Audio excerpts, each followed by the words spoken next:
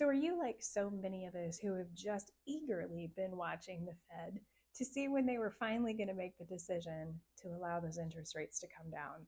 It has been so wonderful to be able to watch that and to be able to see how it's revitalizing the real estate market because buyers and sellers are finally making decisions to get back in the game. So that has been super helpful, especially this time of year, because traditionally around the start of school, buyers really lay off. And then again, they also do, or sellers really do, during the months of November and December, because who wants to show their house during that time of the year? So we are really hopeful that this revitalization will continue. So here's a great tip for you.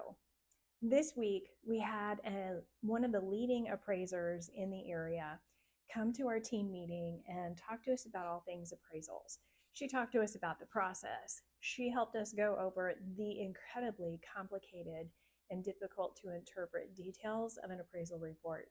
And we also talked about, is it possible for you to over improve your home? And by all means, yes. So, especially if it's a high ticket item or an item that comes with a salesperson trying to get you to purchase.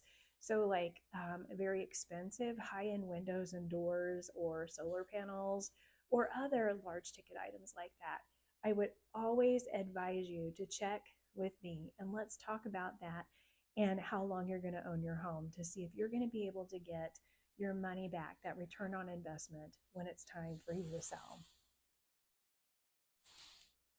And here's a great story. So I met a client. She was somebody who just called off of a sign that I had a listing at, and that house didn't work for them. But she wanted a house that just oozed with character. She was so not the person who wanted a cookie cutter home or something like anybody else had. So we found her a 100-year-old home. It needed love. So it had bats. And yes, I ran up the stairs and got away as quick as possible. It also had raccoons and a bad roof and termites and electrical problems. Oh my gosh, there was so much. So we had to really negotiate this out. And it took both the seller's agent and myself to be able to really work everybody through this and make this happen for both parties. And sure enough, it was great for the buyer. She's already moved in her temporary bed just so she could spend her first night in her home.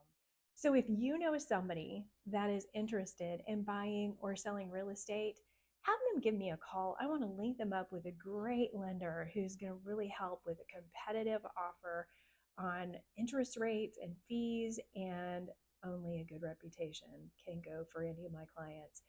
But if you have someone, just let me give them a call and chat with them, and maybe we can sit and meet for coffee and go over how we can make this happen for them.